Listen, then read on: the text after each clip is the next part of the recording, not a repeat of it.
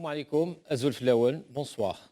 Les Algériens ont massivement envahi les rues en ce 36e vendredi du Hirak pour rendre sa considération au peuple algérien. Les Algériens ont marché par millions dans une majorité de wilayas à travers le territoire national, d'imposantes marches pour la dignité et pour l'attachement à la nation. Les Algériens font tomber les masques et découvrent les mensonges de Ben Salah lors de sa rencontre avec le président russe en marge du sommet Afrique. Une rencontre filmée par la télévision russe RT News qui diffusera un extrait où on entend Ben Salah rassurer Vladimir Poutine sur la situation interne du pays, laquelle il qualifie de entièrement sous contrôle. Il n'hésitera pas à faire allusion à des chaînes de télévision qui grossissent volontairement l'importance des marches hebdomadaires du mardi et du vendredi. Il ajoutera que seuls quelques éléments manifestent, des éléments qui ne pèsent pas lourd selon la propagande du chef de l'État non reconnu. Une humiliation à laquelle le peuple algérien a répondu vendredi en se mobilisant plus que les semaines précédentes. Des millions dans la rue pour dire non à l'ingérence et pour dire que ces officiels ne représentent qu'eux-mêmes et leurs propres intérêts et non pas ceux de l'Algérie. Cette énième atteinte à l'intégrité du pays, de l'Algérie, et à la réputation de son peuple ont fait de Ben Salah non seulement un chef de l'État illégitime, mais désormais honni. Le sourire narquois de Poutine en entendant les mensonges de Ben Salah ont déchaîné les passions, bien plus que les falsifications habituelles du régime. D'ailleurs, Vladimir Poutine ne s'est pas contenté de sourire ironiquement aux mensonges de Ben Salah et à sa propagande d'un autre temps. Contrairement à ce que lui a reporté Ben Salah, Poutine souhaite au peuple algérien de surpasser les difficultés qu'il rencontre et a exprimé sa foi en la capacité du peuple algérien de gérer la situation dans le sens de la souveraineté et du renforcement des institutions. Le terrain met à nu les Badissines, Vambriyines et confirment qu'ils n'ont rien à voir avec Ibn Badis et la noble révolution de novembre. Al-Magharibia, sous censure pour étouffer la voix du Hirak. Al-Magharibia, la chaîne du peuple, un slogan scandé par des millions d'Algériens lors de ce 36e vendredi pour dénoncer le blackout dont elle est victime. Al-Magharibia était le reflet des Algériens et le miroir de la révolution et de ses acteurs. C'est pourquoi le projet du blackout a été cuisant échec. La chaîne a fidèlement rapporté les événements et a ouvert ses portes à tous les Algériens dans toute leur diversité, sans distinction et sans exclure quiconque.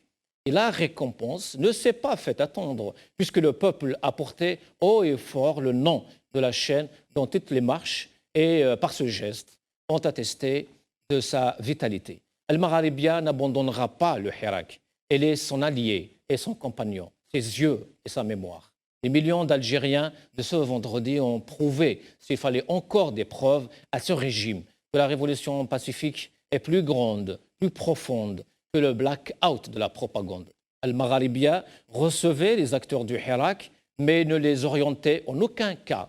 Et il serait naïf de croire qu'en empêchant la diffusion de la chaîne Al-Magharibia, la révolution s'arrête. Allah Akbar, novembre arrive.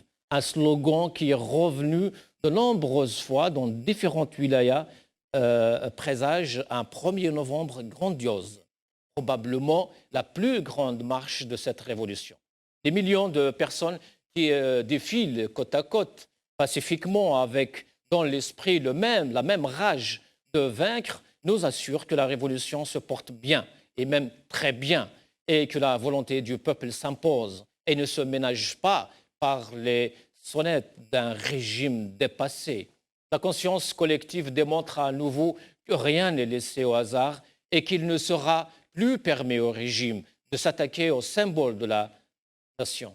Aux portes du 1er novembre, il y a la volonté de capter le souffle de ce 1er novembre historique et de l'insuffler justement dans celle-ci en cours. Les Algériens ont bien appris des leçons de l'histoire. Il semble que cette fois-ci, rien ne puisse dévier le peuple de sa trajectoire. cap sur la liberté et l'indépendance. Les élections du 12 décembre semblent compromises de par le silence des médias muselés à propos des récoltes de signatures, aucune couverture médiatique au niveau des mairies et des wilayas à propos des signatures, alors que nous arrivons au terme de la période d'inscription. 7 candidats se sont portés donc candidats à tous du sérail, bien sûr, à des élections vouées à l'échec. Le régime, par son entêtement, de son déni de la situation politique, mène le pays inéluctablement dans l'impasse.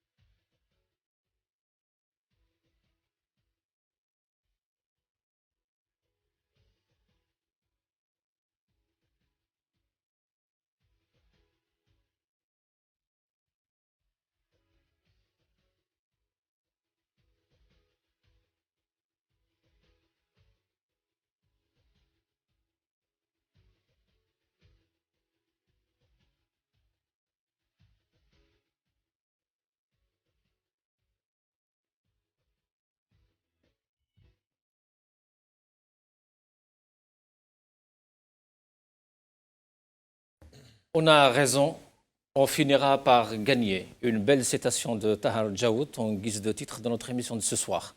Et pour en parler, j'ai le plaisir d'accueillir ici sur le plateau mes 3 invités. À ma droite, Youssef Djaroun, avocat, militant pour les droits de l'homme. Youssef Djaroun, bonsoir. Salam alaikum, bonjour et merci pour l'invitation. Merci à vous, Atek Saha. Avec nous aussi Habib Brahmia, membre du conseil politique de Djil Jadid. Habib Brahmabik. Bonjour, Azul Flaoun. Bonsoir. Avec nous aussi Rachid Moukrani, militant politique. Rachid Moukrani, bonsoir. Marhababik Azoul. Bonsoir, merci de l'invitation. Merci à vous tous. Youssef Djaroun, on a raison, on finira par gagner? Certainement pour différentes et multiples raisons. Parce que cette fois-ci, le peuple a décidé non seulement de prendre le destin entre ses mains, mais aussi les ingrédients de la réussite sont tous réunis. Qu'est-ce que vous appelez les ingrédients de la réussite? Les ingrédients de la réussite, c'est que le peuple algérien, cette fois-ci, a dépassé certains clichés, si j'ose dire. Ce que le régime, si par le passé, il a utilisé certains clichés, à savoir le problème de kabyle, arabe, chaoui et tout. Le régionalisme. Voilà, non seulement le régionalisme, mais aussi il a inculqué par le passé cette culture de rejet et d'exclusion, ce que cette fois-ci le peuple est déterminé et comme je l'ai dit, ce que le peuple il a jeté de côté cette politique de rejet et d'exclusion. Pourquoi? Parce que moi j'ai eu l'occasion de marcher avec ce peuple. J'ai été à Tizi, malheureusement, je n'ai pas été à Alger pour différentes raisons, mais quand on sent cette ferveur de peuple, au sein du peuple, de mener ce combat digne, parce que cette révolution, c'est une révolution pour la dignité et pour une transition, pour aller vers une deuxième république. Et cette deuxième république que ce régime en place a confisqué juste à la veille de l'indépendance, il est utile et d'une importance capitale de rappeler ce fait. Parce que si aujourd'hui nous sommes dans cette situation, et tout à l'heure on parlera certainement sur le discours de Ben Salah devant Poutine, c'est qu'aujourd'hui le peuple, si le peuple avec cette révolution depuis le 22 février, il a osé de rendre la dignité justement au peuple algérien qui certains intellectuels soit en Europe ou à l'échelle mondiale, veut à ce que le peuple algérien aura le prix Nobel de la paix. De la paix, pourquoi? Parce que, quand j'ai dit tout à l'heure, tous les ingrédients de la réussite sont là, c'est parce que le peuple algérien... Parce que ce régime n'est plus là? Voilà. Le régime n'est plus là, ça fait longtemps. C'est la question que je poserai à Habib Brahmia, justement. Habib Brahmia, alors, à entendre notre ami Youssef Jaroun, le régime n'est plus là, le régime est tombé, le peuple a repris son indépendance, son destin, et comme disait notre ami.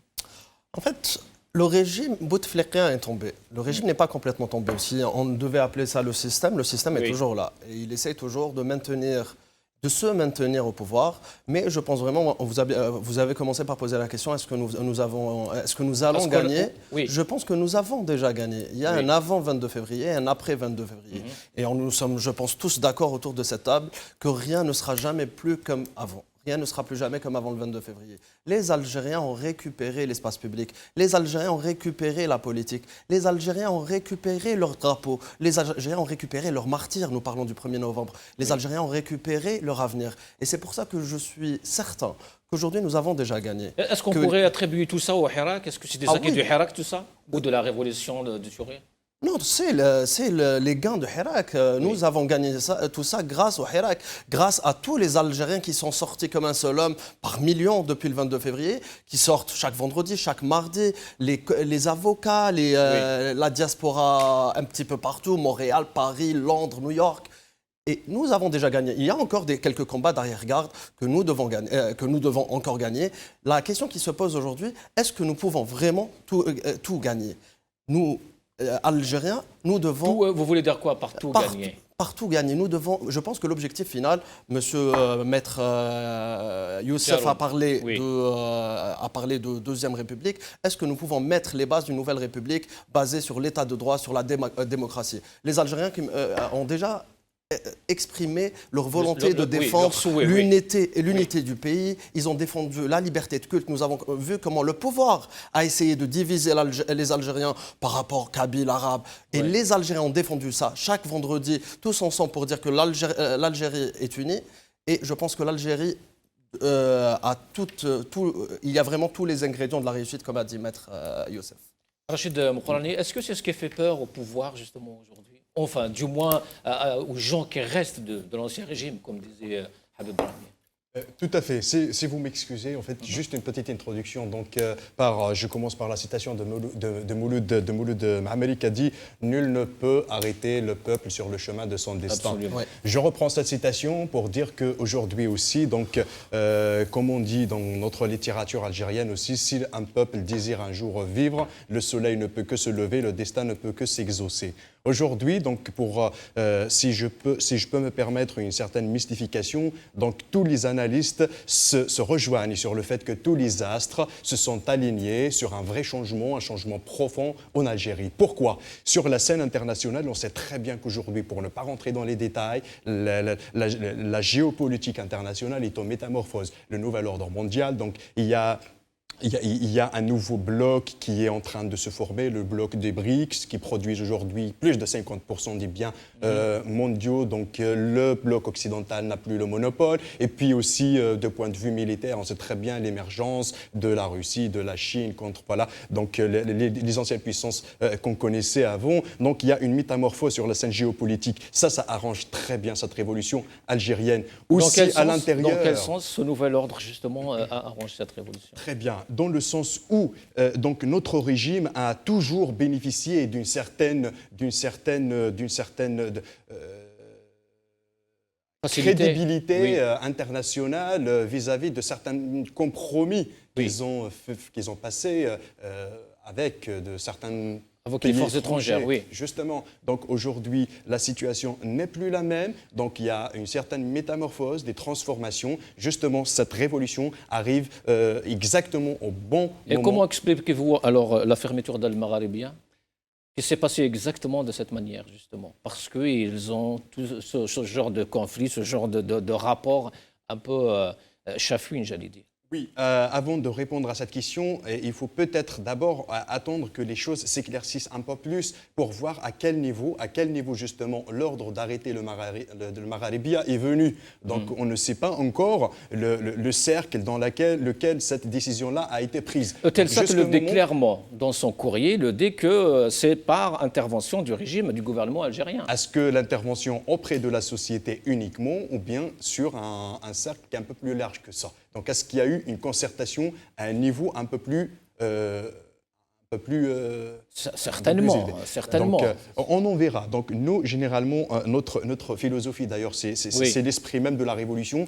On s'éloigne on essaye de s'éloigner de toutes les logiques de suspicion, d'accusation, en attendant les vérités. D'ailleurs, c'est même l'esprit de Magharibia. On diffuse des informations, on enquête d'abord, on ne diffuse que le véridique, on essaye d'éviter de tomber dans les pièges d'amalgame, dans les pièges. Sauf que là, on a un courrier officiel de Youssef Jarnoun. Est-ce qu'on parle ici de suspicion? Étant donné que la société en question, en l'occurrence Eutelsat, a délivré des documents officiels. Oui. Donc ces documents officiels reflètent justement la volonté du régime. Et cette volonté de régime de museler le Magharibia. D'étouffer toute voix. Parce que le Magharibia, en l'état actuel, vis-à-vis de la révolution, c'est la voix du peuple. Si j'ose dire, c'est la seule chaîne, qui diffuse la vérité, qui diffuse cette voix réprimée en interne. En interne, justement, pour pousser les choses un peu plus loin, c'est qu'il y a un fait d'une importance capitale à mon sens. C'est que le jour où le peuple algérien a refusé l'Akhdal Ibrahimi parce que la stature de l'Akhdal Ibrahimi n'est pas uniquement algérien, c'est un diplomate, il a un statut international. C'est que le jour où le peuple algérien a révoqué l'Akhdal Ibrahimi, c'est un message clair à ces puissances dont vous parlez, à ces puissances étrangères. C'est qu'on ne veut plus une ingérence internationale.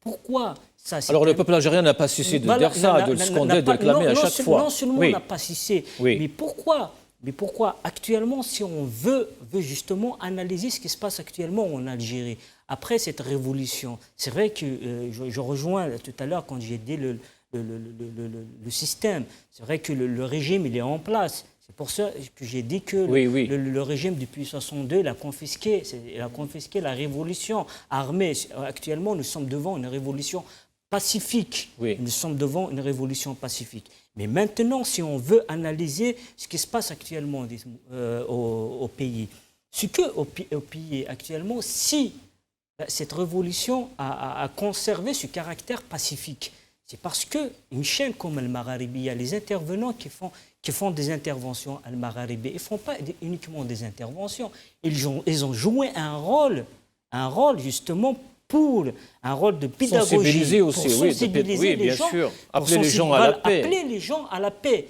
Non seulement appeler les gens à la paix, en même temps de déjouer toute manœuvre en interne ou en externe. Juste une minute.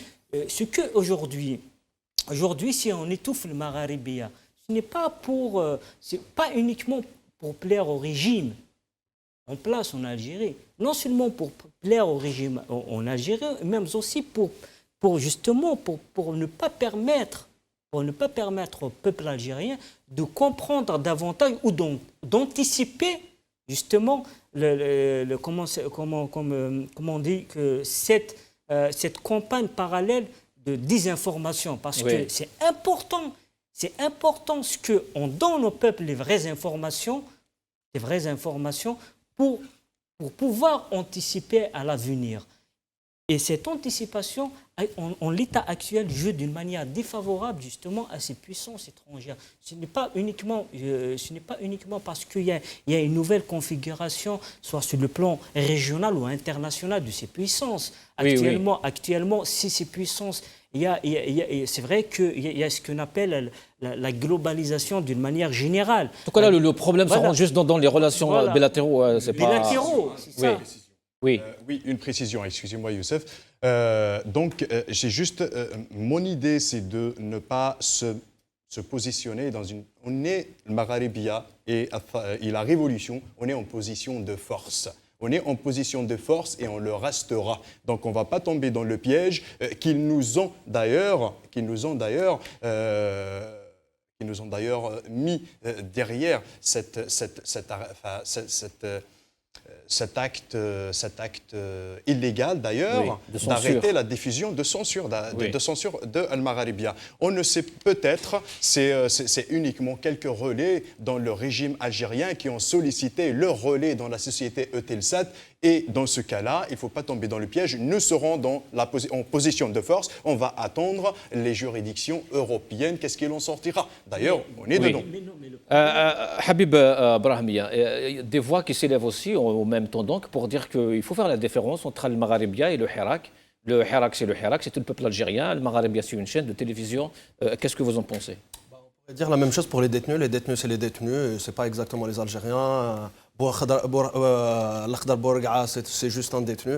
Non, c'est tous ensemble, on a fait cette révolution. Oui. Et le Magharibia, au-delà du fait qu'elle ait fait son travail de journaliste, chose qui est très rare dans le paysage médiatique algérien, ça a été la chaîne qui a montré, qui a donné une vérité que les autres chaînes refusent ou ont peur, ont peur de montrer aux Algériens. Et c'est pour ça aujourd'hui, je comprends parfaitement ce que dit Al-Rachid. Al-Rachid exprime, on ne doit pas attaquer directement sans être sûr que ce soit des partenaires européens qui ont choisi. On ne peut parler de connivence. On ne sait pas encore, mais ce qui est certain, c'est que la question de Telsat qui ferme une chaîne qui est de droit français et qui, de cette manière, c'est inacceptable, c'est inadmissible. Et c'est pour ça que je pense vraiment que et je dis bien si les partenaires européens, on a appelé à une non-ingérence en Algérie, ça veut dire aussi qu'ils doivent arrêter de soutenir le système algérien, qu'ils doivent arrêter de soutenir ce système qui joue contre son peuple. Et c'est pour ça qu'on voit comment s'est comporté, je pense qu'on va en parler, comment s'est comporté M. Ben Salah avec M. Poutine. Franchement, c'était limite humiliant pour les Algériens. C'était humiliant pour les Algériens, c'était honteux. On va en parler. Mais je continue à penser que nous sommes en position de force, que nous pouvons gagner, mais comment gagner? Comment trouver le meilleur moyen de gagner le maximum pour l'état de droit, le maximum pour la démocratie? C'est possible, mais il faut qu'on se renforce, on peut en parler, comment se renforcer pour que le jour où nous allons nous retrouver autour d'une table de négociation avec ce système, nous pouvons parler d'une seule voix, de la voix du Hirak, et imposer les règles du Hirak et non les règles du système politique actuel. Vous disiez justement que nous sommes tous un seul bloc, on parle tous de la révolution, du Hirak, de l'Algérie, des Algériens. Mais avec cette histoire de Magharibia, qui est devenue après, donc on a essayé de fuiter un peu à travers Hirak TV. Après, Al-Sharq Al-Awsat, quand même, ils ont essayé, ils étaient gentils, donc de nous prêter leur canal qui a été fermé 3 heures après. Mais Habib Brahmia, comment expliquez-vous le silence des médias, tout d'abord, algériens, et des partis politiques, des hommes politiques aussi par rapport à ça? Je ne peux pas vous parler directement des médias, je ne suis pas du métier, donc j'ai vu quand même quelques médias qu'on considère quand même comme crédibles en Algérie qui en ont parlé, El Khabar, El Watan, Liberté, et c'est très bien. Maintenant, Liberté n'a pas parlé. Je pense que liberté, ou du moins... Al-Watan, si le maire quelque chose, oui, Chouki Ammari. Pour être franc, j'ai lu Karim Kebir, pour ne pas le citer, de Liberté, qui a parlé, qui a soutenu directement sur sa page, oui. Donc est-ce que le média l'a fait? Je ne sais pas du tout, pour être franc. C'est pour ça que je vous dis que je ne suis pas du métier, donc je ne sais pas. Les télévisions, en tout cas, aucune. Non, mais c'est normal. C'est normal, ils ne vont pas soutenir un média qui a été le soutien de cette révolution qu'ils ne veulent pas soutenir.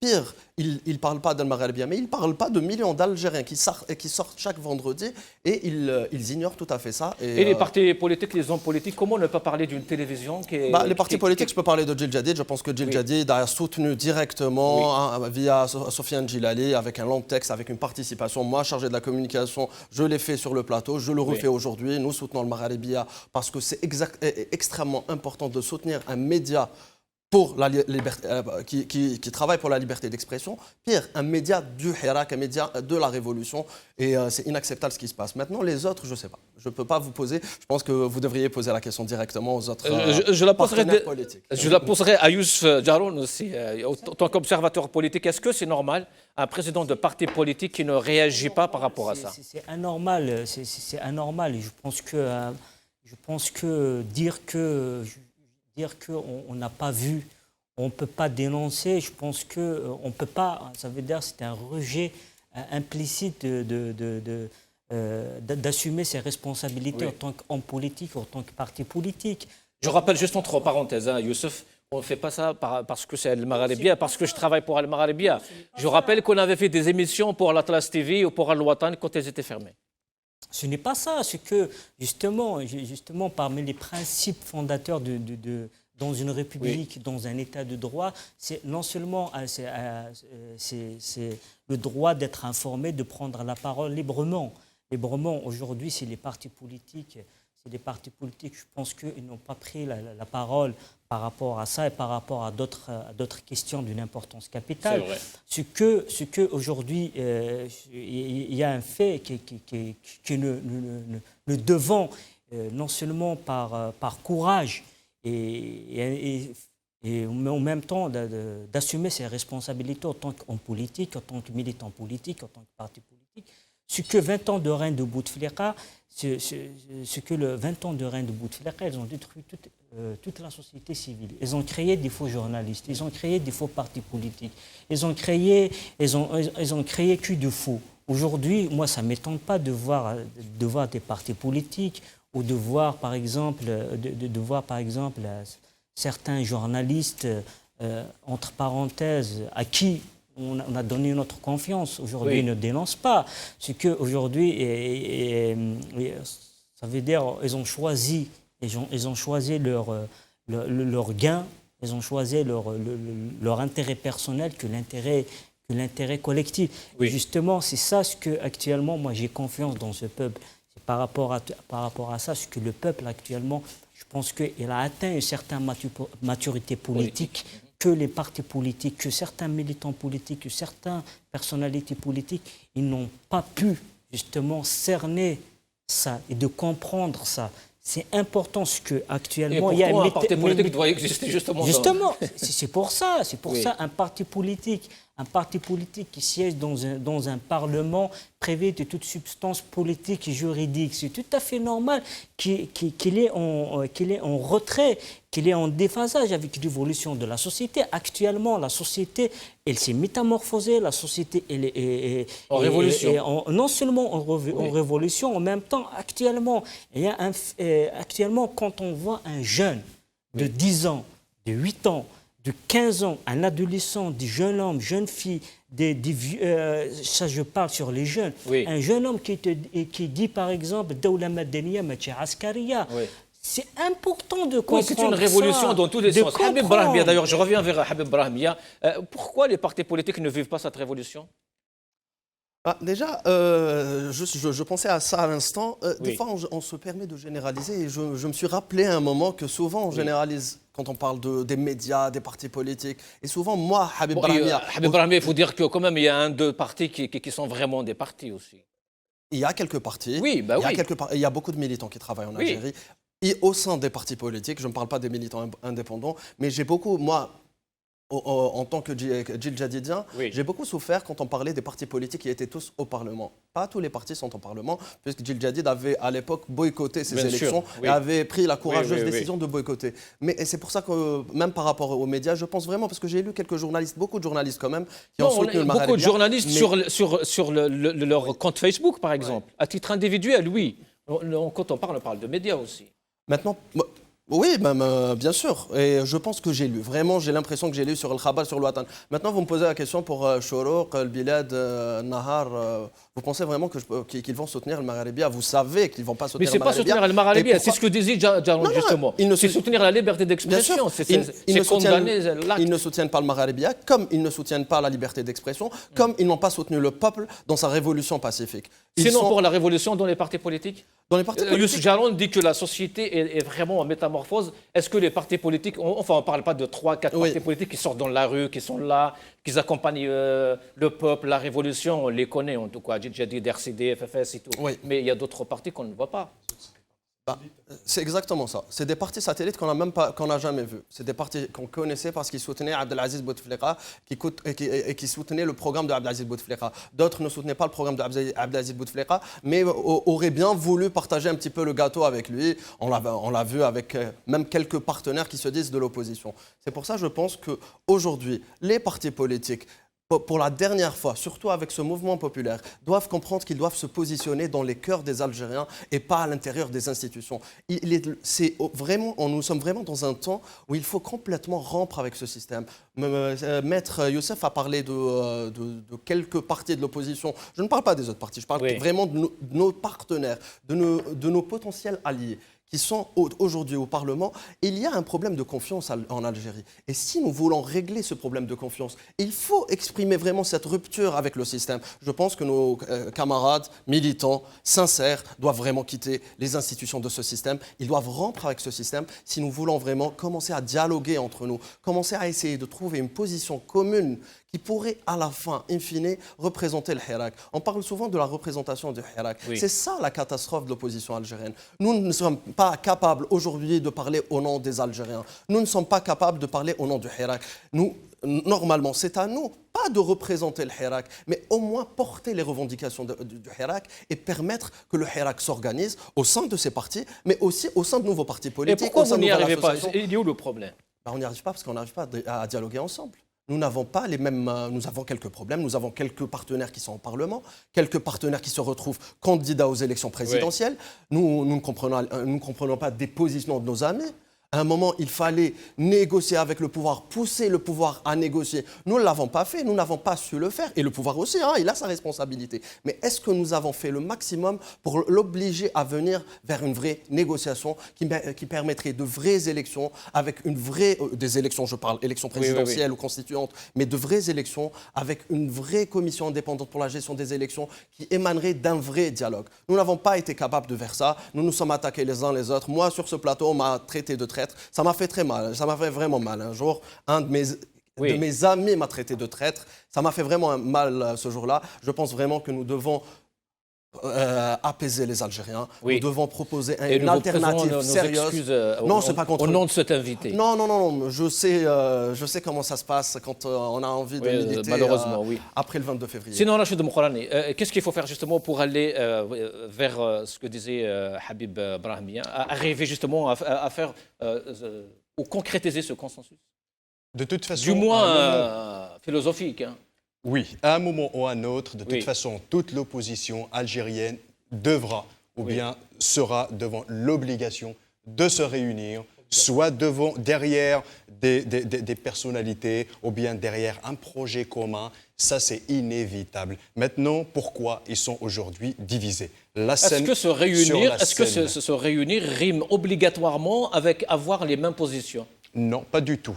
C'est juste de faire certaines concessions pour aboutir à un facteur commun ou bien à un consensus commun. La scène politique aujourd'hui en Algérie, on trouve l'opposition aller organiser sur deux pôles. Le pôle qu'on appelle le pacte des démocrates algériens, et d'ailleurs qui sont un peu plus actifs, et d'ailleurs ils ont appelé pour rejoindre la grève de la Confédération nationale des syndicats qui est prévue pour le 28 octobre, donc dans 2 jours. Et il y a le pôle des forces pour le changement. Là-dedans, on trouve d'ailleurs des personnalités qui sont aujourd'hui candidates pour les élections présidentielles de 12 décembre qui sont refusées par la majorité du peuple. Là, on touche en fait à un certain désaccord. Pourquoi?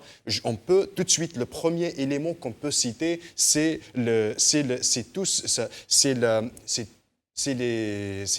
syndrome, par exemple, de tout ce qu'ils ont subi pendant les 20 ans de règne de Bouteflika. On sait très bien que tout a été fait pour vider toutes les structures politiques de leur essence. On les a vidées, elles sont devenues en quelque sorte des coquilles vides. Donc il y avait l'effet de la police politique qui existe toujours, d'ailleurs, jusqu'au jour d'aujourd'hui, mais on ne sait pas encore l'étendue de leur action. Est-ce qu'ils ont toujours la même force de frappe ou pas? On ne le sait pas encore. Donc il y a aussi ce désengagement populaire vis-à-vis du politique. Il y a une certaine perte de confiance. Donc c'est un ensemble, en fait, il y a plusieurs éléments, il y a plusieurs facteurs.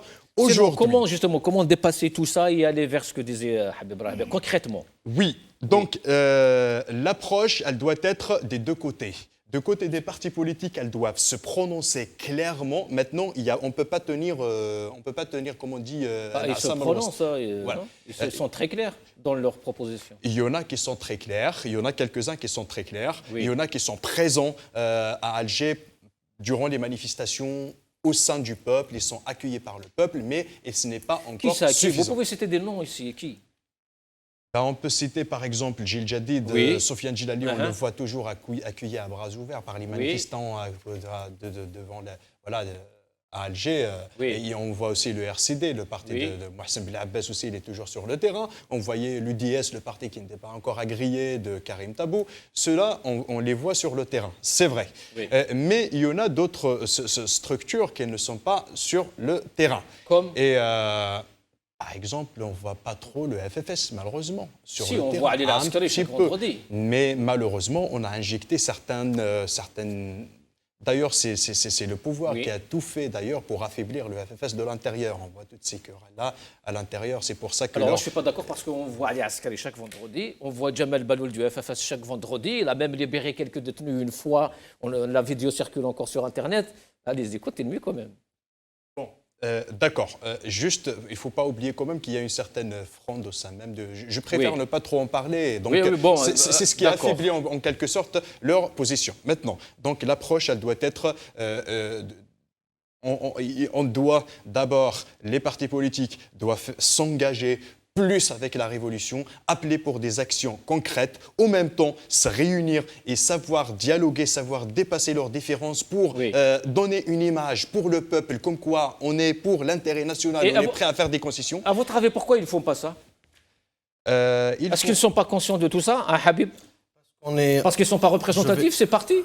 Non, je ne pense pas que ce soit ça. Mais je pense quand même qu'on a été trop dans le dogmatisme, on a été trop dans le romantisme, on a été trop dans le surf sur le hirak populaire, alors qu'on aurait dû être des leaders d'opinion. On aurait dû réfléchir une alternative précise qui permettrait, et réaliste, qui permettrait d'avoir, Rachid a parlé d'un SMIC politique, de pouvoir arriver à un SMIC politique. Quel serait le SMIC politique selon moi? Je parlerai de quoi si je me retrouvais avec mes amis de l'opposition pour négocier? Je parlerai d'une vraie commission pour l'organisation des élections. Une commission indépendante. Et ça a été la revendication principale de l'opposition depuis 2014. Quelques-uns, nous ne devions pas participer aux élections législatives. Quelques-uns, malheureusement, ont décidé de participer pour de diverses raisons. Mais sauf que ce genre de proposition, aujourd'hui, est dépassé. C'est même en décalage avec le peuple, avec la révolution. Aujourd'hui, il y a un souci. Nous nous retrouvons devant le 12 décembre. C'est ça le souci aujourd'hui. Que si aujourd'hui, nous parlons d'une alternative autre que les élections, nous sommes en décalage. Il y a ceux qui sont... En fait, c'est un nouveau clivage. Ceux qui sont pour l'élection, ceux qui sont contre l'élection. Et ceux qui sont contre l'élection, je pense qu'ils devraient proposer une alternative. Parce que dans tous les cas, qu'il y ait élection, qu'il n'y ait pas élection, nous allons nous retrouver devant le président, s'il y a président le 13 décembre, oui. Il va se retrouver devant un hirak populaire. Il va se retrouver devant un manque de légitimité affreux. Justement, ces élections, justement, est-ce qu'ils donneront de la légitimité à ce président, futur président, ou alors à la junte militaire qui est derrière?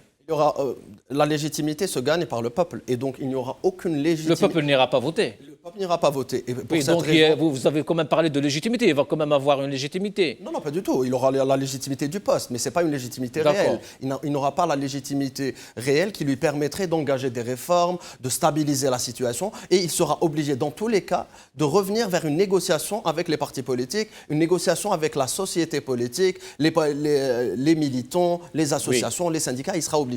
Pour aller vers ça, il faut qu'on se prépare. Même s'il y a président, je pense que ça sera très difficile d'organiser des élections dans cette situation. Mais dans le cas où il y a des élections, il y a un président, il faut l'obliger à aller vers de vraies législatives, des législatives qui peuvent engager la rédaction d'une constitution, d'une nouvelle constitution, la constitution du peuple algérien et non la constitution de ce président ou de ce président désigné et pas élu. En tout cas, aller aux élections, justement, en ce moment, c'est vraiment suicidaire. Et parce que le peuple n'en veut pas. Youssef, vous voulez rajouter quelque chose? Parce qu'on doit passer à la deuxième partie. Oui, il n'y a pas de problème. En fait, on n'est pas obligé de passer par un discours livresque, une analyse philosophique pour comprendre ce qui se passe actuellement en Algérie. Actuellement, en Algérie, il y a le peuple, parce que c'est important, parce qu'aujourd'hui, pourquoi les partis politiques ou les leaders des militants politiques, ils peuvent pas à un certain niveau être... Alors, vous parlez du peuple ou de militants politiques? Non, parce que ce n'est pas du tout la même chose. Non, pourquoi actuellement, la question qui se pose, pourquoi ces partis politiques et les militants, parce qu'il y a des militants qui militent sur le terrain... Quand vous dites militants, c'est parti politique. Par contre, il y a partis politiques et militants à l'intérieur, il y a le peuple aussi de l'autre côté. Voilà, c'est justement pourquoi ils ne peuvent pas être des interlocuteurs de ce peuple. Pourquoi? Parce qu'actuellement, le peuple refuse justement. Pourquoi il refuse? Est-ce que le peuple refuse même ces partis politiques classiques? C'est ça ce que vous voulez dire? Est-ce qu'ils ne sont pas représentatifs? Oui, quand on voit un parti politique qui siège au Parlement, ce Parlement que le peuple refuse. Il y a à peine 2 semaines ou 3 semaines, la loi sur les hydrocarbures, il y a tout un peuple qui se soulevait contre cette loi. Après, c'est ça le problème. Les partis aussi? Non, il y en a des partis, on ne peut pas, et je le dis clairement, on ne peut pas nier le rôle dans ces partis politiques. Alors peut-être c'est un mauvais exemple parce que pour les hydrocarbures, il y avait même le RND et le FLN qui étaient...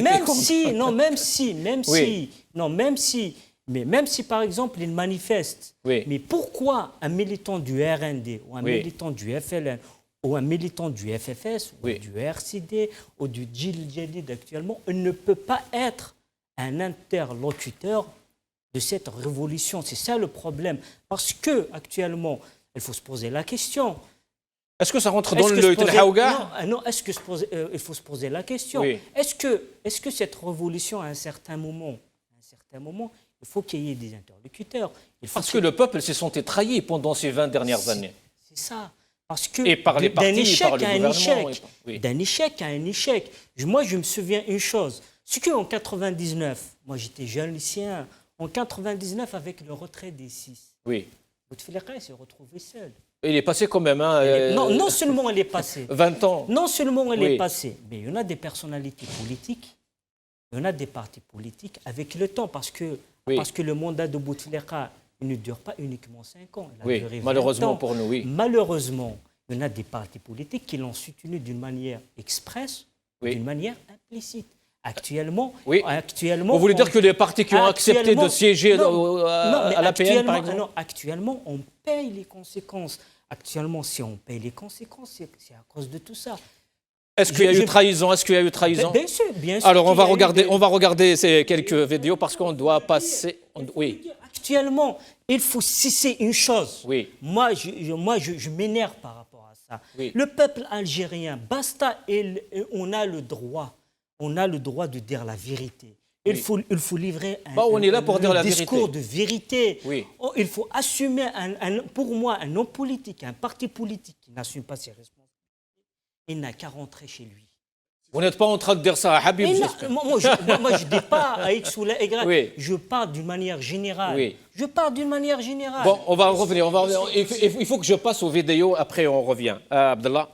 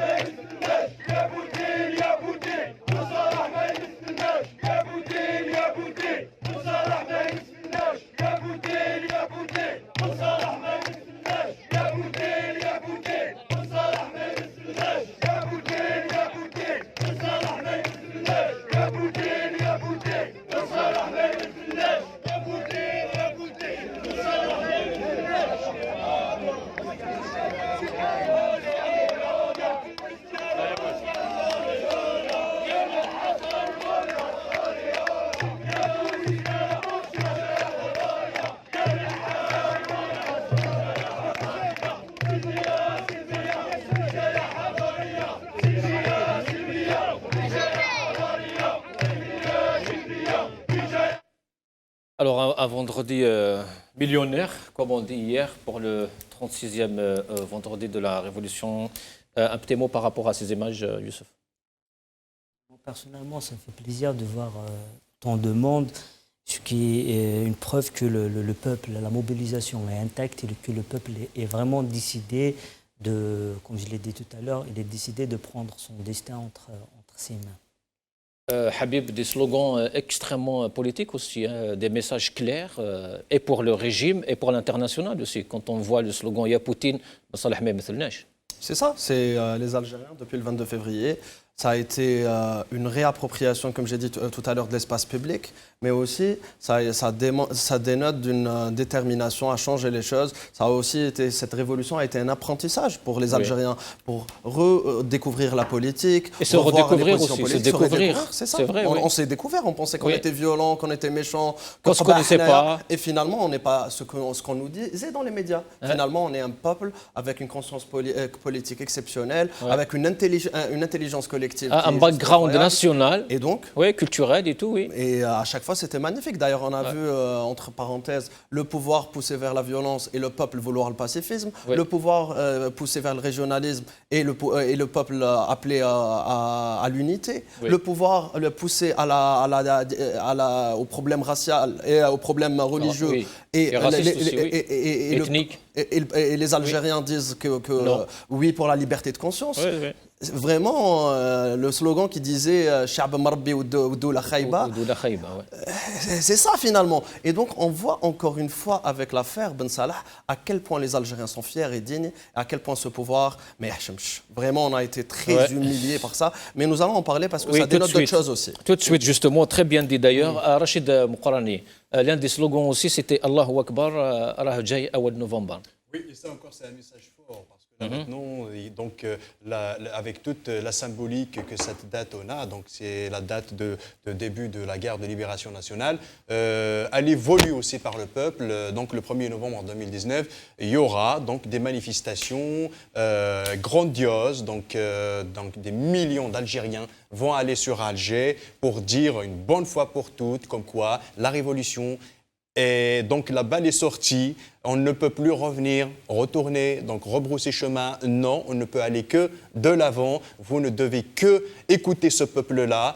Vous ne pouvez que arrêter vos manœuvres, arrêter vos manigances, arrêter votre mascarade, d'ailleurs, cette mascarade d'élection de 12 décembre. Donc, c'est juste là encore, on peut toucher toute cette dynamique de lutte pacifique du peuple qui est en face d'une passivité pathologique de la classe politique. C'est ça, d'ailleurs, ce que je voulais dire tout à l'heure. Une passivité pathologique. Pourquoi on ne peut pas faire le diagnostic peut-être comme ça en quelques instants, mais ce que je leur reproche, en plus de votre présence, de la présence de quelques éléments de la direction de ces partis-là à la place de la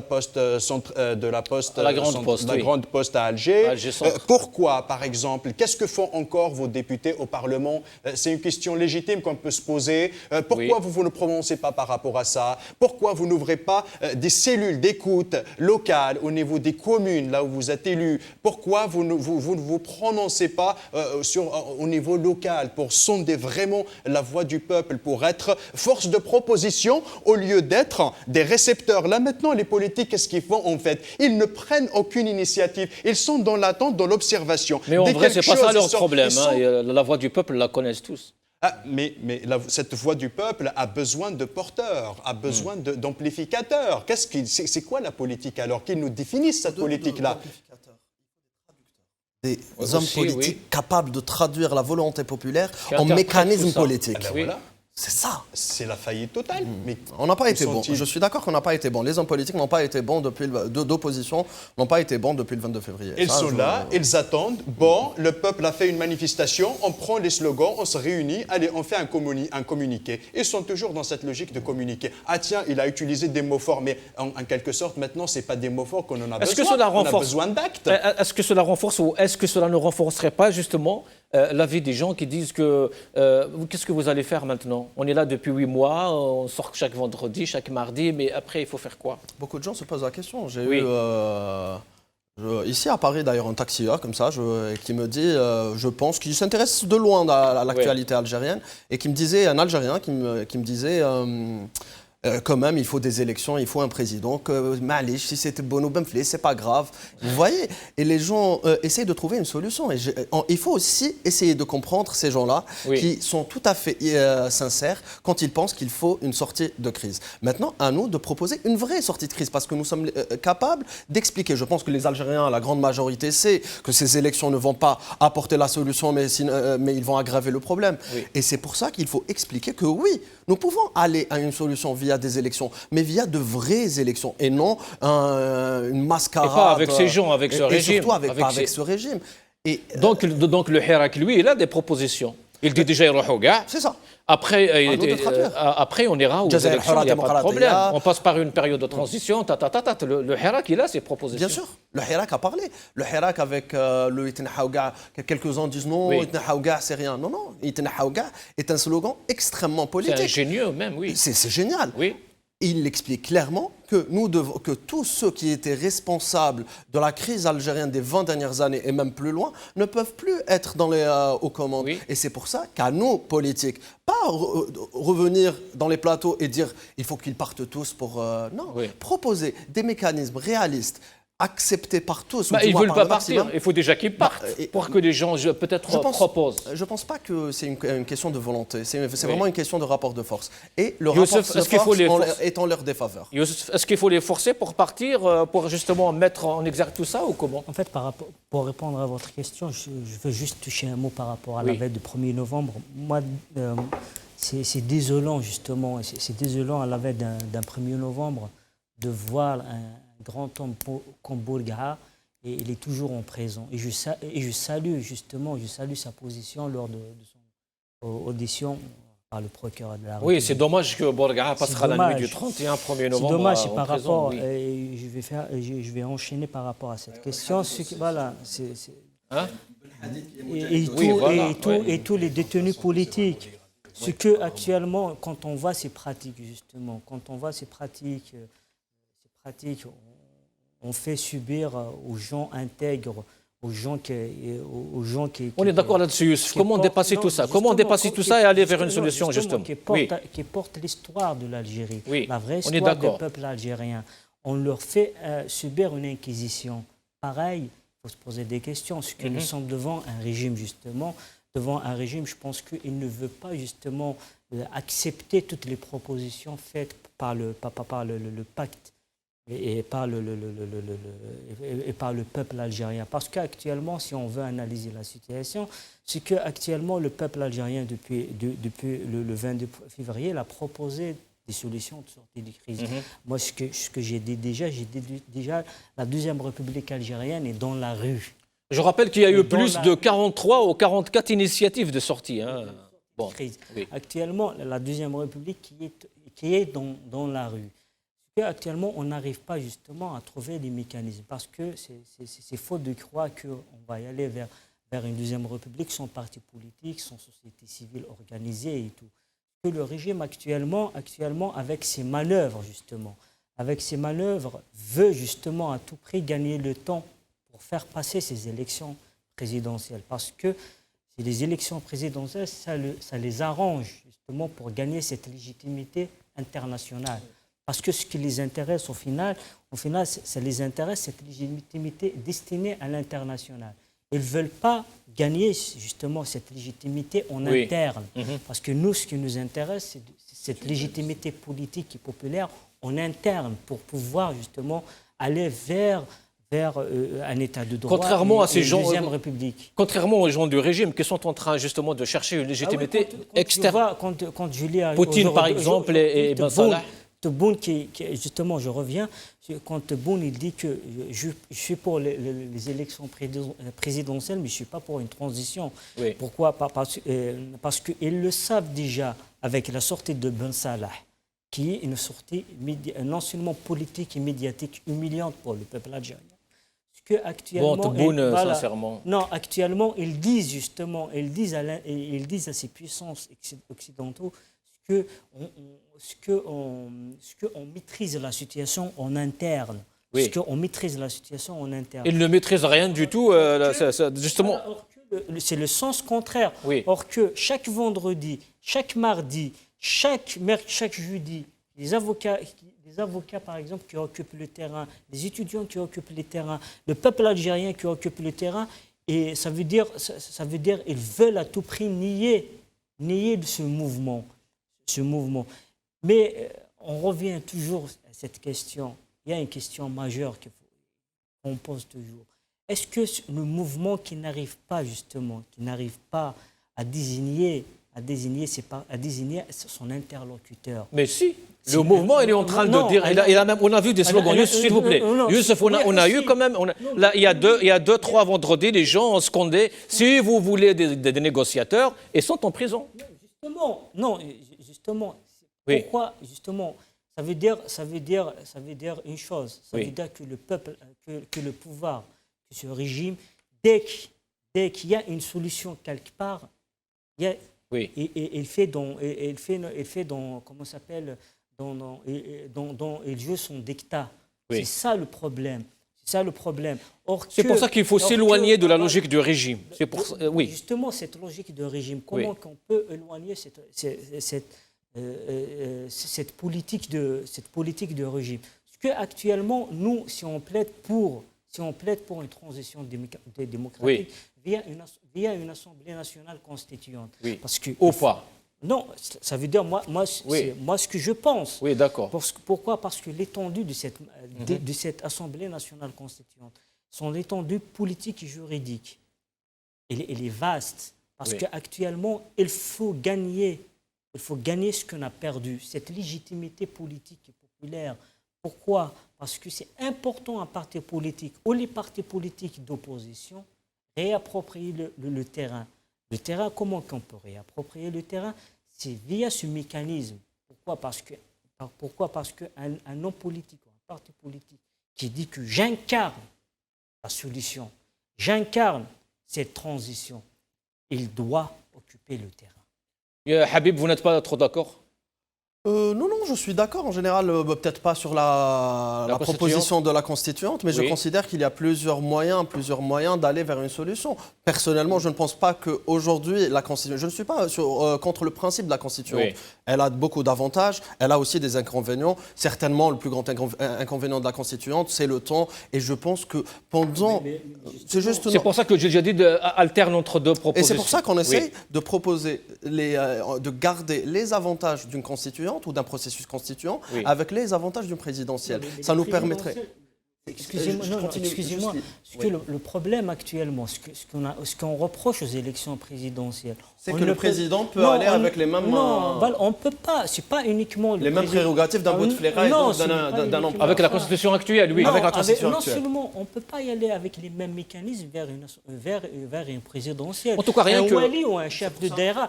Pourquoi l'étendue juridique de l'Assemblée nationale constituante, elle est importante? Elle est importante, parce que c'est là qu'on commence à discuter sur le nouveau système administratif. Parce qu'actuellement, si on pense, par exemple, si on veut parler sur le développement local, parce qu'on ne peut pas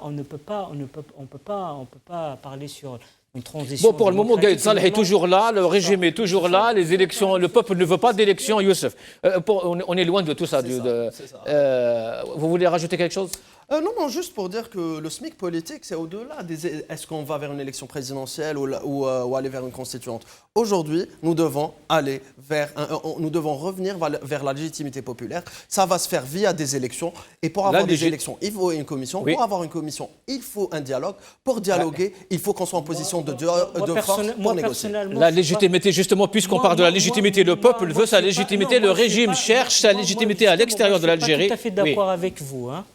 Par rapport à ça, parce que... C'est très bien, on a le droit. Non, alors, on va regarder cette vidéo, on va continuer. Alors, la télévision russe RT News, qui diffusera donc un extrait où on entend Ben Salah rassurer Vladimir Poutine sur la situation interne de l'Algérie. On va regarder cette vidéo. نحن من جانبنا جاهزون لتقديم كل ما بوسعنا من دعم والمعونة على أساس صداقتنا التقليدية والثقة المتبادلة التي تربطنا بين الشعبين وبلدينا الصديقين. مجددا أرحب بكم في روسيا، فأود أن أشكركم على تلبية دعوتنا والمشاركة في أول قمة روسية إفريقية في التاريخ في مدينة سوتشي. فخامة الرئيس، إذا كنت قد طلبت منكم المقابلة، فالغاية التي أسعى من ورائها هي أني أريد أن أطمئنكم بأن الوضع في الجزائر وضع متحكم فيه، وأننا قادرين على تجاوز هذه المرحلة الدقيقة. صحيح وسائل الإعلام تضخم بما يجري، حقيقة ما يجري في الجزائر، وتسعى إلى أن تروج لإعطاء معلومات تنقصها الدقة، ولكننا ممكن نقول لكم بأننا رسمنا تصورا وخطة ونسير في إطارها، والخطوة هذه تعتبر هي الآن في مراحلها الأخيرة. قد اعتمدنا الحوار مع الشركاء ومع ممثلي المجتمع المدني، كونا لجنة مستقلة وقلنا أن هذه اللجنة أن الحكومة والرئاسة والمؤسسة العسكرية أنها تنسحب، وشكلنا لجنة تتولى الإشراف التحضير والإشراف على الانتخابات القادمة التي سوف تكون يوم 12 ديسمبر القادم. صحيح هنالك بعض العناصر تخرج أسبوعيا دوريا للشارع وتدعو إلى ترفع شعارات. Et voilà qu'un chef de l'État donc accuse son peuple. Il n'hésite pas à faire allusion à des chaînes de télévision qui grossissent volontairement l'importance des marches hebdomadaires du mardi et du vendredi. Youssef Jaroun, peut-être un commentaire par rapport à ça.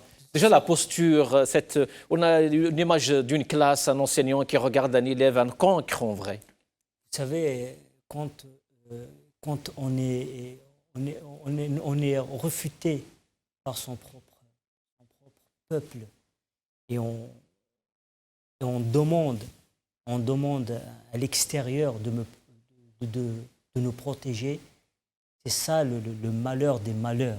Le vrai échec. Le vrai échec de leur politique. Moi, en tant que jeune, je leur dis que vous incarnez la lâcheté. Vous incarnez de la lâcheté. Vous n'êtes pas à la hauteur du peuple algérien. Vous n'êtes pas à la hauteur des chefs d'État. Vous n'êtes pas à la hauteur de cet esprit que nos aînés ont eu pendant la Révolution et pendant la guerre.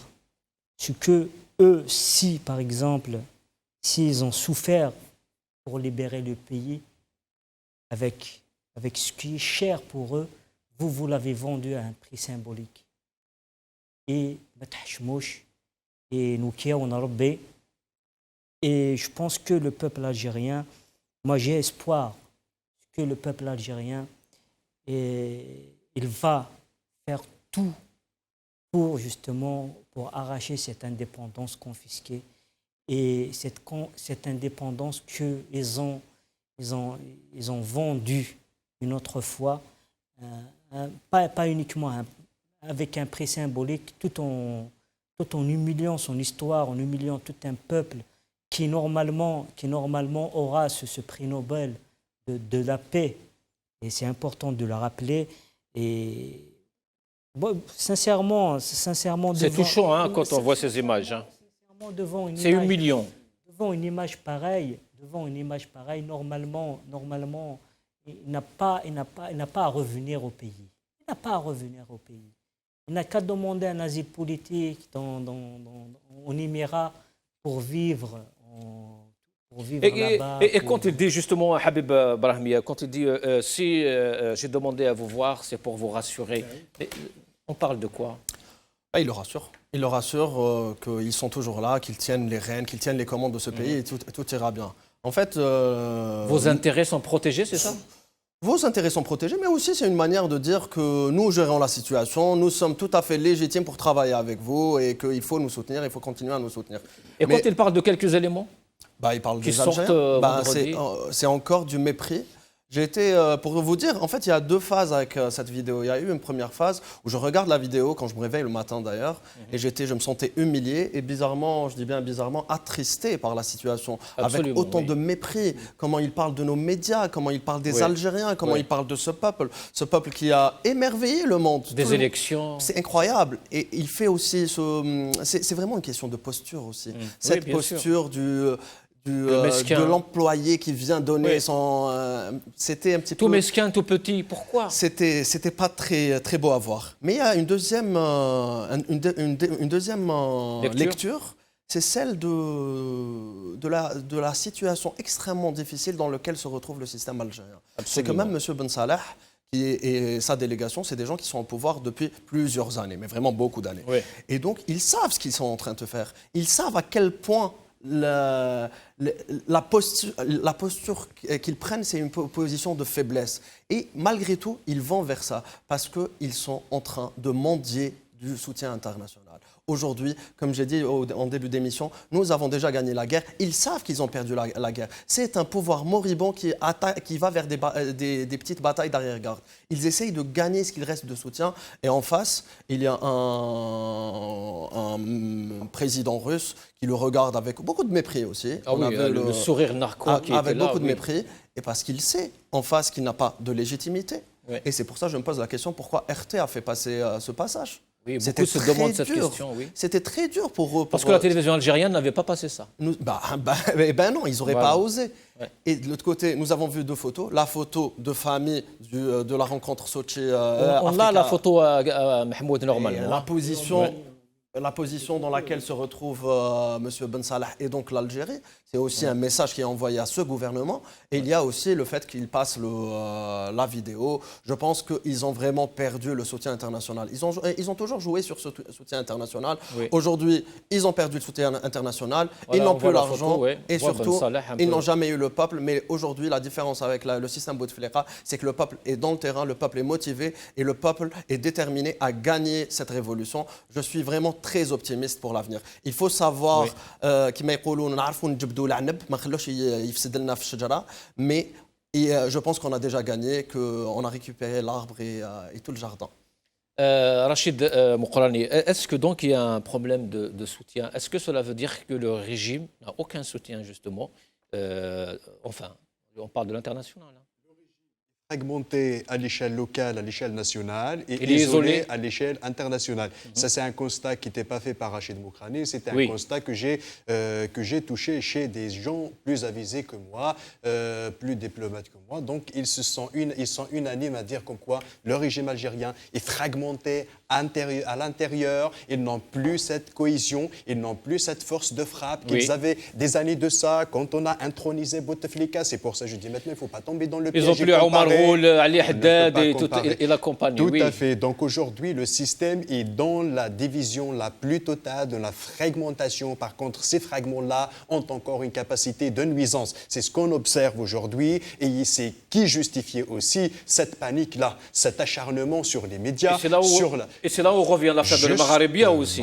Quand on voit l'utilisation de la force dans quel contexte qu'il soit, ça veut dire que la personne qui use de la force, de la violence est dépassée en quelque sorte. Le système algérien aujourd'hui est tellement divisé, est tellement fragmenté qu'il est dépassé par les événements et qu'il use de cette force-là, de tout ce qu'il a encore d'instruments, de moyens de violence entre ses mains contre ce peuple-là. Et malgré tout ça, il ne réussit toujours pas. Il est toujours en position de faiblesse à l'intérieur. Quand on voit encore des millions d'Algériens qui manifestent dans toutes les wilayas, dans toutes les villes d'Algérie, et quand on voit à l'extérieur aussi les positions des institutions internationales et justement surtout des grandes puissances, à l'instar de Vladimir Poutine, qui a justement fait une déclaration juste après sa rencontre avec le président illégitime, entre parenthèses, Ben Salah, et qui a vraiment signifié comme quoi il est avec un vrai processus de transition démocratique du peuple algérien. Oui, mais pour ne pas tarder trop sur cette affaire de Magharibia, vous allez dire que je parle que le Magharibia, non. Mais l'affaire justement de la fermeture de Magharibia, c'est quand même, ils ont fait actionner tout leur réseau à l'international aussi. Donc ils ne sont pas si isolés que ça. Donc, ils ont encore, j'ai dit qu'ils ont encore une certaine capacité de nuisance. Donc leurs anciens relais. Et ils en contrepartie de quoi? Pardon? En contrepartie de quoi? Là, je ne vais pas donner de fausses informations, mais sûrement qu'il y a une contrepartie quelque part. Juste, je voulais vraiment juste répondre à une petite question que vous avez répondu tout à l'heure. Qu'est-ce qui se passera après le 12 décembre? Donc, on n'est pas des On va revenir à cette question. Je vais revenir. Il n'y a pas de souci. C'est la dernière question des élections et l'après-élection. Par contre, Mahmoud, on a quelques vidéos justement. Les Algériens, par rapport à cette humiliation, ont répondu vendredi en se mobilisant plus que les semaines précédentes, je dirais. Regardons par exemple cette vidéo.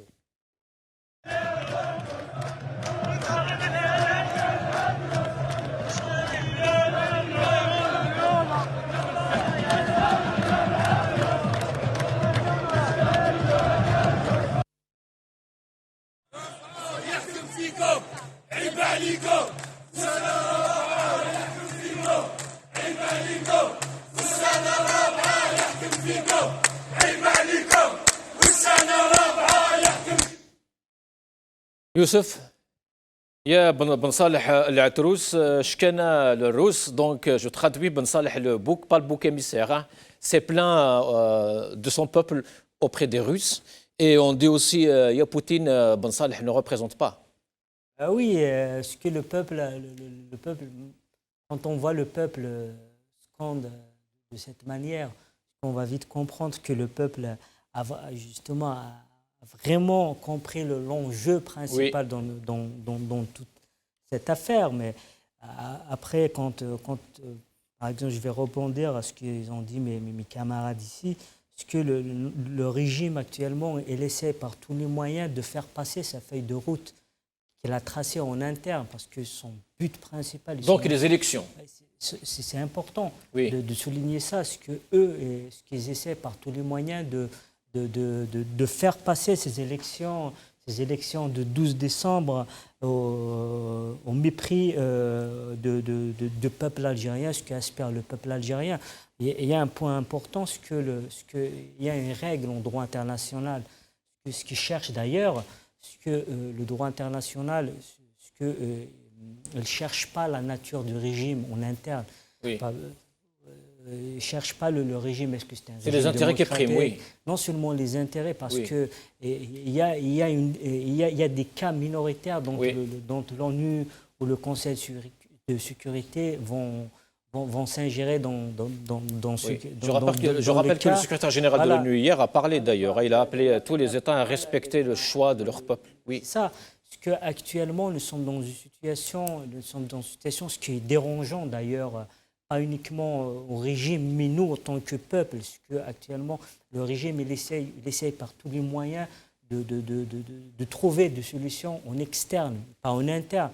Actuellement, quand on voit des partis politiques, des associations, combien de solutions de sortie de crise qui ont été justement Ça me rappelle, proposées, mais on n'arrive pas, ils ne veulent pas justement trouver ces mécanismes. Pourquoi ? Parce que c'est important, parce que si par exemple le peuple algérien trouve une solution en interne, les intérêts de ces pays qui soutiennent ce régime vont être remis en cause, soit à moyen terme ou à un long terme. En matière juridiquement parlant, on ne peut pas garantir à ce que les contrats dont ce régime a signés vont être revus d'ici une année ou 2 ans si nous arrivons à vraiment à réussir cette transition. Mais eux, ils pensent à moyen terme et à long terme, pas dans l'immédiat. Habib Brahmiya, alors on a un régime qui cherche tout le temps de l'aide et de la satisfaction, mais auprès de l'extérieur, des forces étrangères, comme disait Youssef. On a des partis politiques ou des forces politiques à l'intérieur de l'Algérie qui cherchent à satisfaire le régime, ou Toufiq à l'époque, ou aujourd'hui Gaïd, au détriment du peuple. Oui, les gens essaient de se positionner. Et maintenant, on peut parler, nous, en tant que militants, mais d'autres partenaires, j'ai envie de dire, ont d'autres calculs politiciens. Est-ce que cela va changer ou pas ? J'espère, parce que si nous arrivons à de vraies élections avec une vraie commission, ça ne se jouera pas. Qu'est-ce que vous appelez de vraies élections ? Parce que là, on arrive au sujet des élections, justement. Oui, les vraies élections, c'est des élections organisées par une vraie commission. C'est des élections qui permettent le retour à la légitimité populaire. Donc déjà, ce n'est pas les élections du 12 décembre ? Non, pas du tout. Oui. Le 12 décembre, ce n'est pas des élections. C'est une désignation d'un président. Est-ce qu'ils vont avoir lieu, Habib ? Ça, je ne peux pas vous dire. Je ne sais pas du tout s'ils vont avoir lieu. Ce que vous avez dit tout à l'heure que c'était suicidaire, je pense que si c'est suicidaire pour le régime. Parce que dans tous les cas, ces élections n'atteindront pas le but de la légitimité populaire, puisqu'il n'y aura pas les Algériens. Ils pensent que le 4 juillet, que les élections du 4 juillet sont tombées parce qu'il n'y avait pas de candidats. Ils se trompent. Les élections du 4 juillet sont tombées parce qu'il n'y avait pas d'électeurs. Les Algériens ont refusé les élections du 4 juillet. Est-ce que ça a changé ? Est-ce qu'aujourd'hui il y a des électeurs ? Non, pas du tout. Pourquoi alors le même régime a compris ce message il y a un mois, il ne comprend pas aujourd'hui ? Parce que c'est l'instinct de survie. Il se dit que c'est la seule solution pour survivre. Parce que si nous devons aller à de vraies négociations, nous allons négocier son départ. Nous n'allons pas négocier comment le ressusciter ou le renouveler ou quelque chose de ce type. Nous allons négocier son départ et c'est pour ça qu'il ne veut pas aller à la négociation. Ou du moins, ce qu'il a fait, c'est qu'il a utilisé toute la sémantique de l'opposition avec les mêmes mots, élection, commission indépendante, dialogue, et il a vidé de son contenu. Nous avons eu, à la place des élections, une désignation. À la place de la commission indépendante, nous avons une commission désignée à 100%. Et à la place du dialogue, nous avons eu un monologue. Et c'est très dommage, mais je pense vraiment que ce pouvoir peut revenir à une position plus sage, plus sérieuse, plus responsable. C'est la position de revenir à un dialogue avec toute la société algérienne, toute la société politique, tout ce peuple, pour pouvoir partir dans le pacifisme, dans une position normale. Mais de là à essayer de faire ce coup de force qui est l'élection, je pense que c'est irresponsable, je pense que c'est dangereux et je pense qu'il ne se comporte pas comme devrait se comporter une institution militaire, l'institution militaire de la République algérienne. Vraiment, je suis très déçu par j'ai envie de dire, une médiocrité politique. Vraiment une incompétence politique du pouvoir. Ils n'ont vraiment pas été à la hauteur. J'ai parlé au début... C'est parce qu'ils ne font pas de politique aujourd'hui, c'est la caserne. C'est ça, et c'est pour ça que c'est pas leur... Ils ne sont pas censés être dans ça. Ils ont, au début...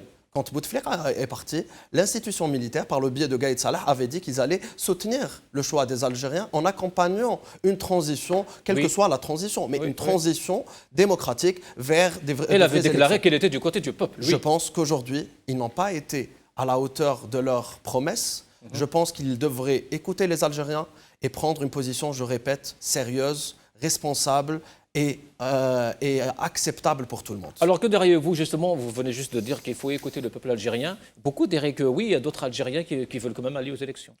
Oui, c'est pour ça qu'on aimerait bien voir ces Algériens dans la rue. Aujourd'hui, les Algériens qui s'activent, les Algériens qui sont déterminés à dire que les élections ne sont pas une solution, sont des millions dans la rue. Maintenant, s'il y a quelques mouches électroniques qui disent l'inverse, ou s'il y a des Algériens qui ne sont pas forcément très actifs, mais qui pensent que l'élection est la solution, ils peuvent aller le 12 décembre à l'élection. Mais ce qui est certain, si nous avons des élections à 5% des Algériens, parce qu'avec Bouteflika, on était à 12 selon les sondages dans l'opposition, on était entre 12 et 15. Il parlait de 35, mais c'était entre 12 et 15. Pas du tout, Mais là, s'il y a des élections à 5%, sur le Maghrébien, bien sûr, on a parlé de 15%. Si on a des élections avec 5%, comme j'ai dit, ça ne sera pas une solution, ça n'apportera pas la légitimité populaire, mais ça va aggraver la crise. Nous allons avoir un président de la République sans aucune légitimité. Et dans tous les cas, il sera obligé de revenir à ces négociations. En tout cas, la révolution continue.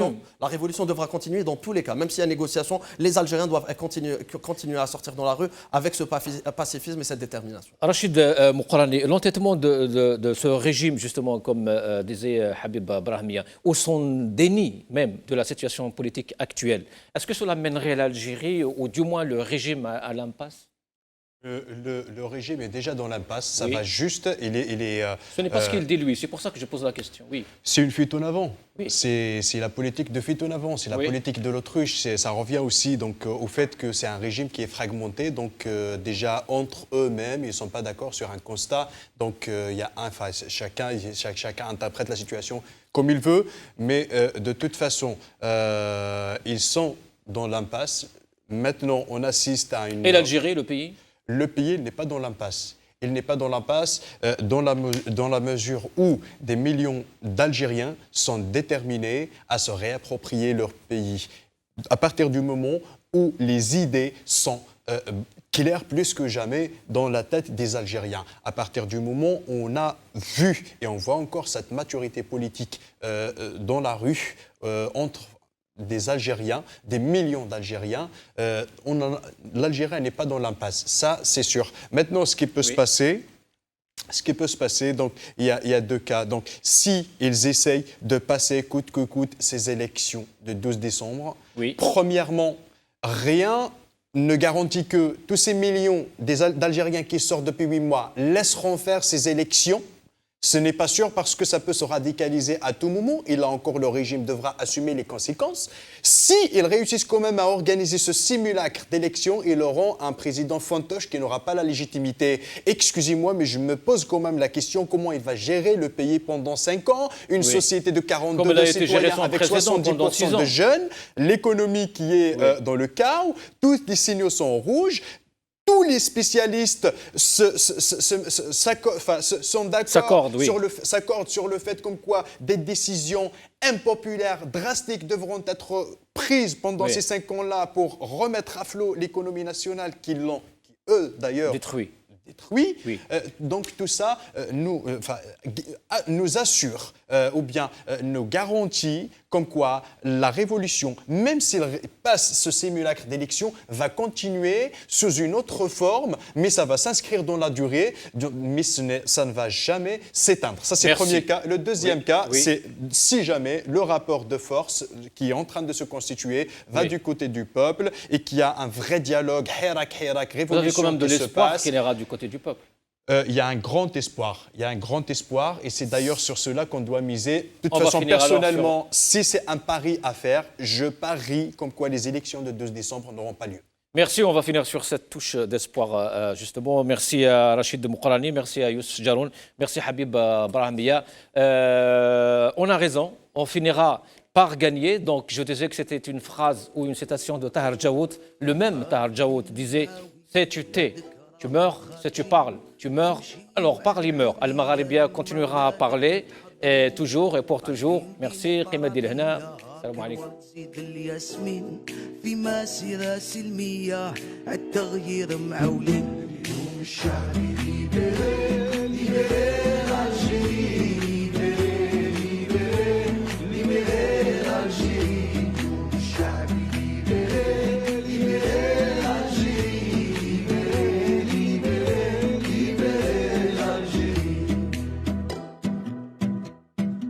الشعب يلعب 10 والسيستم ما فهموش كوتسيزو يجيبها بارا ويماركي ما تحقروش 10 سنين تدمر 10 والو مازال ما شبعتوش وبربي هاد المرة والو ناضي ما تفوت